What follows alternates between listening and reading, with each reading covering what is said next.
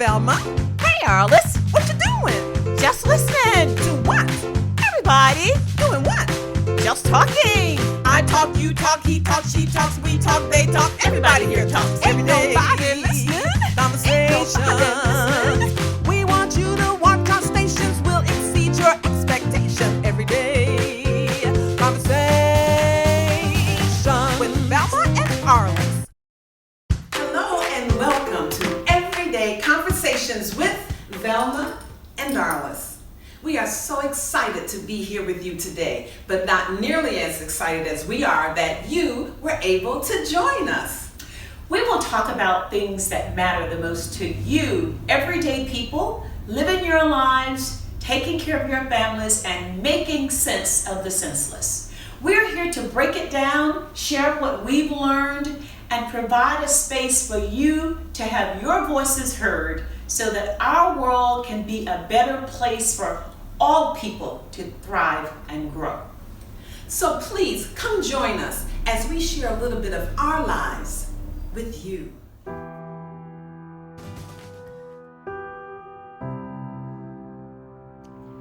When I grew up in rural Alabama, there was nothing modern about our existence. Everything was primitive about the way we lived. The burden of poverty isn't just that you don't have what you need, it's the feeling of embarrassment every day of your life. I started thinking about a better way, even as a young kid. I saw that some people had it a little better than we did, so I began to dream about how to have this better life. And I knew from the time I was a little girl that I wanted to have a different life and make a difference. I wanted to have a life that mattered. I wanted to touch people's lives in some special way. And I believe I have done that. I'm truly grateful for the way my life has turned out and for what I've been able to help others do. Hello, this is Velma Jackson Wilkins, and today I'd like to tell you my story. I'm the sixth of 11 children. My mother was born in Crandall, Mississippi, and my dad was born in Butler, Alabama, just a short ways away. They got married very young and quickly started to have children. And my dad said one day he came home and his three little children were playing on the floor in the water. My mother had pots and pans on the floor catching the water that was leaking from the ceiling. And then he said he looked around and he saw that there were cracks in the wall and cracks in the floor and holes in the floor. He didn't realize his family had been living like this, or he probably never thought about it so much. But he realized at that point he needed to get a better life for his family, so he went in search of a better job and better living conditions. But when he moved to Blackshear, Alabama. That is where I was born. The conditions really weren't that much better. The houses were dilapidated. There were two houses that we lived in Blackshear. They were all dilapidated. Holes in the walls, cracks in the floors. My dad said when it was cold outside, it was actually colder in the house than it was outside. And when it was summertime, it was hotter in the house than it was outside. There was no ventilation at all. We had no running water in the house. Every time we wanted water, we had to go to the pump, or we needed to go to the spring to get water. And when my mother washed, we had to get enough water to be able to fill several tubs of water to wash. Same thing for taking a bath. We all pretty much took a bath in the same water. And so it was really, really, really tough. We had no electricity. We did everything we had to do by a kerosene lamp light. That was the only lights we had because most people in that area didn't have electricity. Very few did.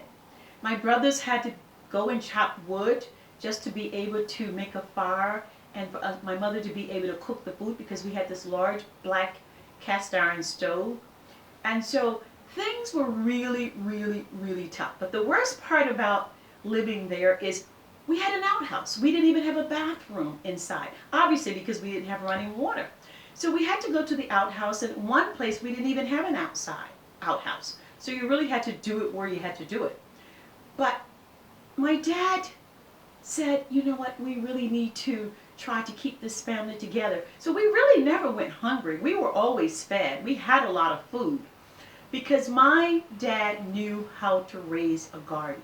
He knew how to raise a garden, and he knew how to grow vegetables and fruits. And that he did. One year he borrowed his boss man's plow and mule, and he planted the beautiful, all kinds of things. And in a couple of weeks later, these vegetables and fruit was sprouting out of the ground, and we had peas and beans and corn and strawberries, tomatoes. My dad knew how to keep us full. And when we didn't have meats, he would go into the woods and he would hunt for deer and any squirrels he could find. But we also had a chicken coop out back, and we raised lots of chickens. We were always eating chicken. But that's what my dad had to do just so we could survive in terms of eating. So although we had enough food, we needed money for other things. So my mother went to work for 2 white families, and she would bring food home, and she would bring clothes home for the girls because one of the ladies had 3 girls, and so my mother would always bring beautiful things home.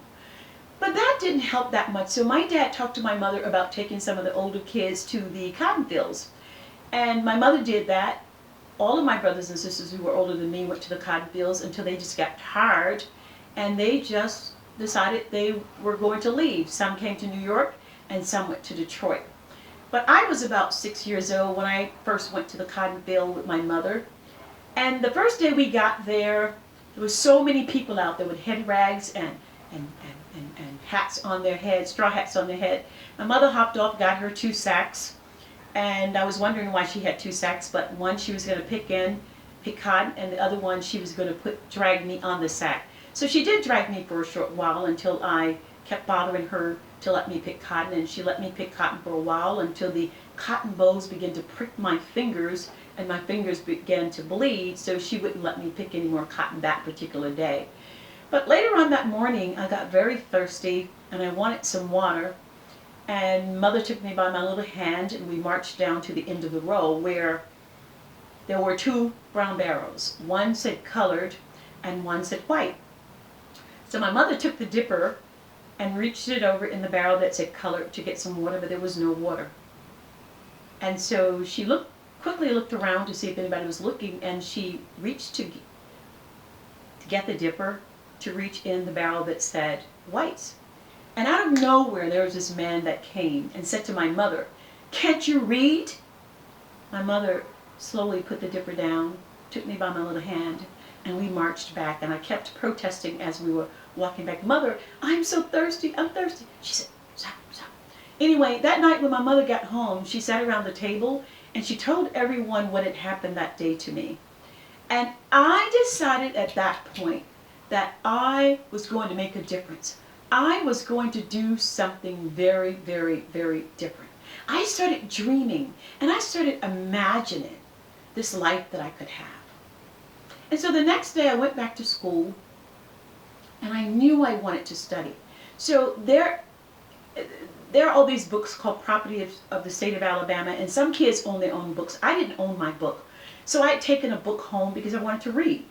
And the next day I took it back, and the teacher was asking who took the book home, and nobody admitted it until later on she asked me to stay. And she said, "I know you took the book home. Why didn't you ask me?" And I said, "I was too embarrassed, ma'am." And she said, "Do you want to take the books home?" And I said, "Yes, ma'am." And she allowed me to take so many books home after that. I developed such a thirst and a yearning and a zeal for education, even at a young age. And I knew that was going to be my path out of poverty.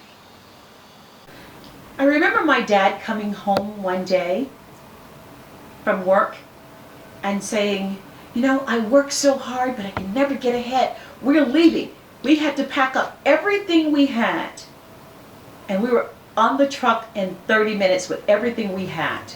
And we were driving to this place called Atmore, Alabama, because my dad thought if we moved to the city from the country, there should be more opportunities. But as we got to this place in Atmore, Alabama, Patterson Street, my dad pulled up and stopped. And we had been looking as he was driving. There was nothing but little houses that looked like slave houses. And when he stopped in front of the house that we were going to stay in, we couldn't believe our eyes. I know my mother was totally hurt because we had just left the house that had a nice big yard, we had a garden, we had trees, but there was none of this. We literally hopped off the truck onto the porch. Every little house on that street was 3-room brown clapboard houses. We got off the truck and we started carrying our stuff into the house. We noticed that there was no bathroom, there were electric lights, there was an outhouse out back again.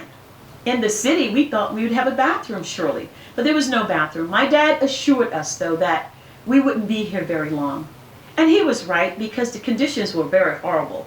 He was right. We moved again and then we moved again. But the next time we moved, he said, I'm going to buy a little house.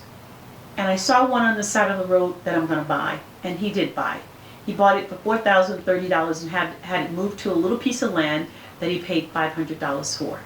The only thing is, we had a bathroom in this house, but my dad and we were so poor that we couldn't get the plumbing hooked up so we could use the bathroom.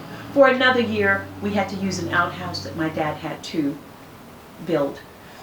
I don't think we had a bathroom until I was 13 years old. As a matter of fact, I never had a toothbrush until I was about 13 or 14 years old. Most kids have no clue how we lived. But I poured myself into my school, and during junior high school and high school, I did very well. And when we got to our senior year, I remember at one of our talks, Mr. McBride talked, and he went around the room asking people what they were going to do, and most of the kids said they were going to college. And when he got to me, he said, Jackson, what are you doing? And I said, I'm going to New York. And he looked at me and said, that's okay, but get your education first, and then you can go anywhere. Mr. McBride was right, because I did go to New York, but I came back home, and I went to Alabama State University in Montgomery, Alabama, and graduated with my bachelor's degree. And from there, I came back to New York because I felt I had enough education now to get a job. And I did get several jobs. But I decided I really need to go and get my MBA. So I knew if I could get my MBA, I could set myself up for a better career. So I quit work, went to graduate school full-time at Pace University, and then got a job immediately after I got out of Pace University. Went to Citibank, which is one of the most prestigious financial institutions in the world at that time, and it's still pretty highly ranked. But I worked for Citibank for 29 and a half years, and I retired in January of 2009. And I have to tell you, that was one of the best careers I had of my entire life. One of the best. Not without obstacles and not without challenges, but I'm grateful to Citibank for giving me the opportunity to work in such a place as I did.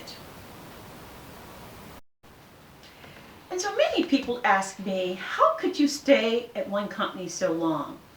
And I tell them that I had gone through so many challenges and obstacles when I was a young person. So being in corporate America, I had been prepared for that. There was nothing that I would change about my past because my past really did help me to have that wonderful career. Having lived through poverty helped me to appreciate all that I have today as well. And so when people ask me what am I most proud of my life, I have to tell them that I'm thankful for a lot of things. But I'm grateful for having opportunities and seizing those opportunities. I'm also grateful for having a loving family and teachers and professors and friends along the way, because you can't do it on your own.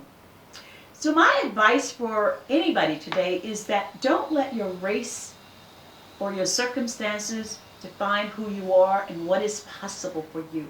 We lived through so many difficulties that were unimaginable, but we managed. We managed because we were determined, relentless, and resourceful.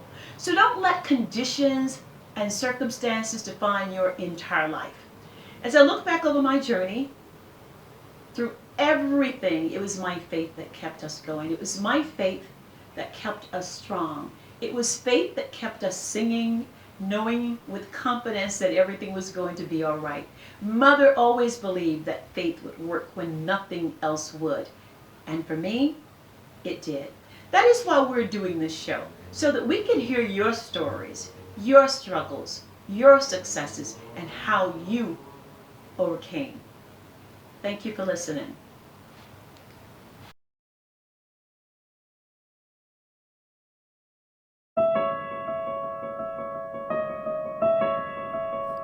I'm not my face, I'm not my race, I'm not my hair, nor what I wear.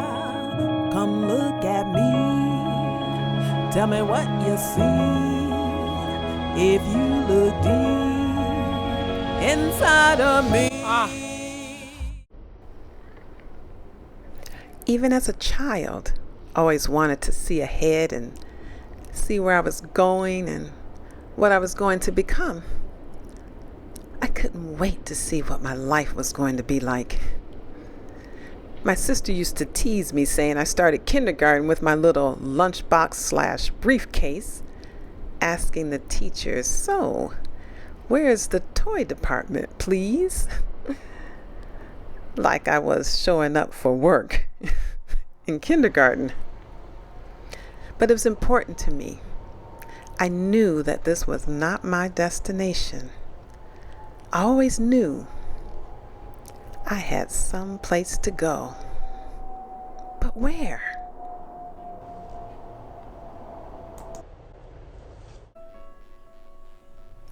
We grew up in a neighborhood, in a beautiful house on a wonderful street.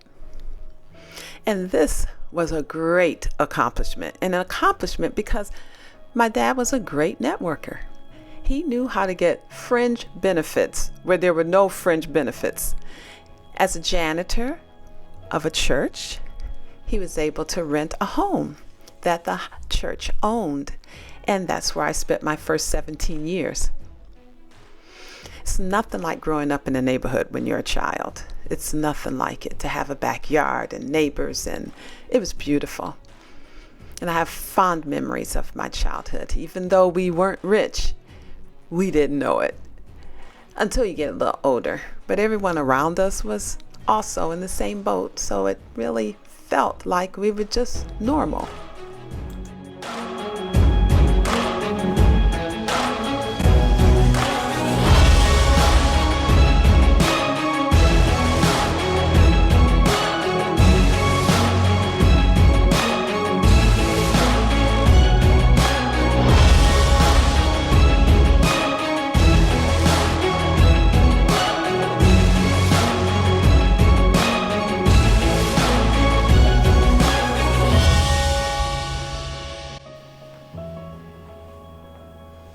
So when I was 17, we moved to live in a trailer on the farm where my father grew up. A farm with chickens and hogs and pigs and cows. We moved to North Carolina from Detroit. It was devastating for me. But when I look back on it, I realize what a difference it made in my trajectory in my life. The contrast was tremendous.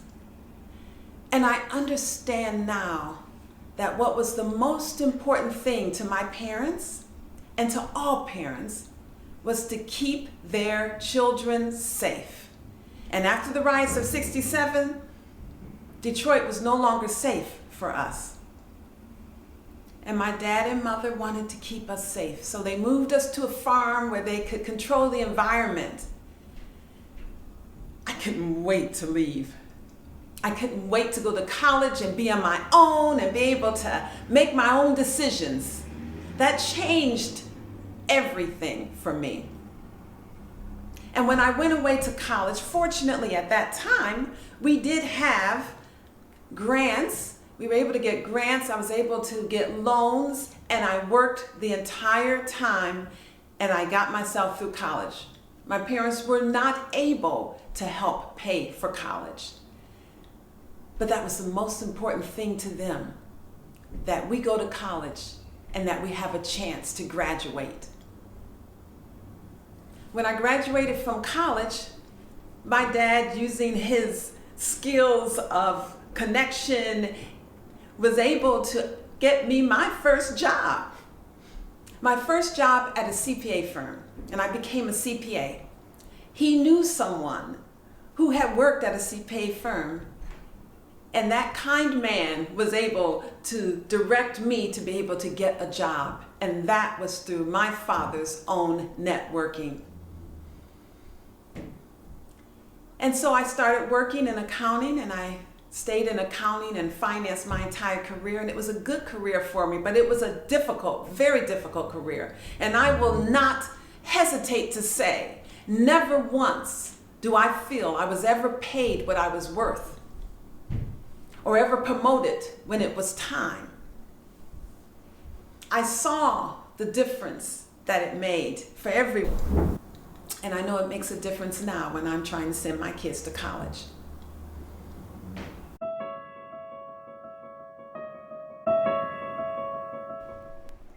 I got married late in life, at least according to contemporary culture.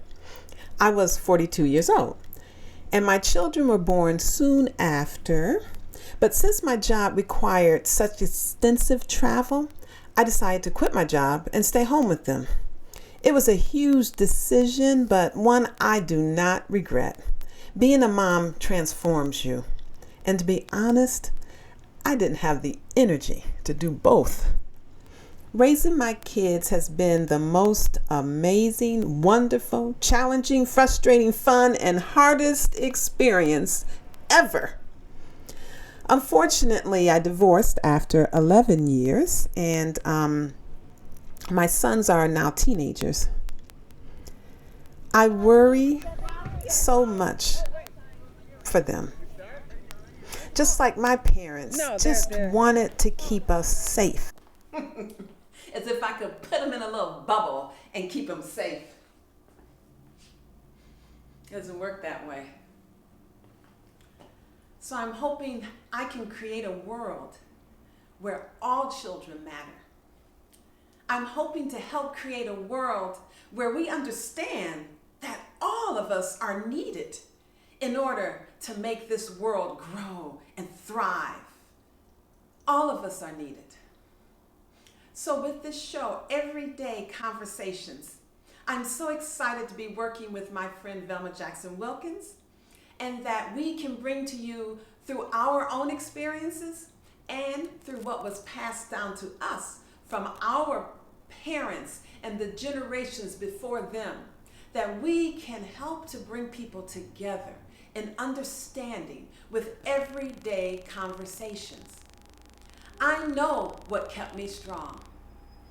My faith, my belief, and my trust. I know everything's going to be all right.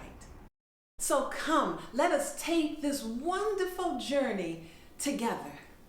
We are one people. We are not a face. We are not a race. We are not the clothes we wear. We are not our hair. Come on. Let's come together. Let's come together.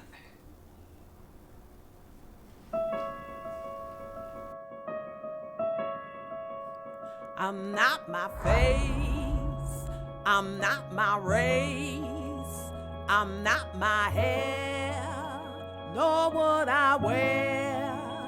Come look at me, tell me what you see. If you look deep inside of me. Yeah, I woke up this morning, had to get out of bed. Believe me when I tell you it's hard to get ahead. Been trying and applying, but it just ain't the same. Seems the odds against me, it's a rigged numbers game. Always looking at me like I shouldn't be here. Just an imposter, Trying not to steal. When I walk down the street, I get no loving for sure. Everybody bugging, man, they y'all immature. Just give me a minute, you don't know where I'm from. Allow me to show you, I ain't carrying a gun. Just another brother trying to make it through life. Gotta work together with one planet, that's life. We're all different, but we're really the same. All human beings trying to get a little fame. You don't know me, and I'll say the same thing. But give me a minute, let me show you my Come and game. look at me. Tell me what you see. If you look deep inside of me.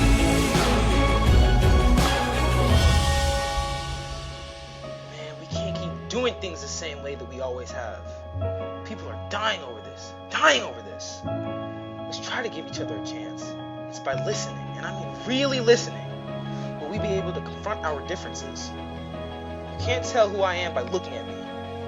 But give me a minute, and I'll show you who I am. I'm not my face, I'm not my race, I'm not my hair, nor what I wear. Come and look at me, tell me what you see, when you look deep, inside of me, I'm not my face, I'm not my race, I'm not my hair, nor what I wear. Come and look at me, tell me what you see, when you look inside of me.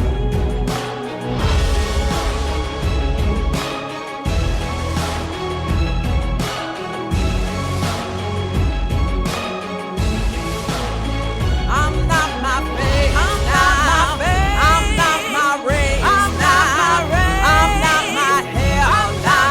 hair, nor what I wear. Come and look at me, tell me what you see. If you look real deep, it's time to come together.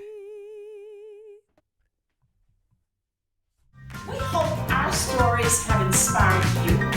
Each week, we strive to educate, motivate, and inspire you to take action to improve your life and that of those around you. So until next week, be bold, be strong, and remember, you were born to be magnificent.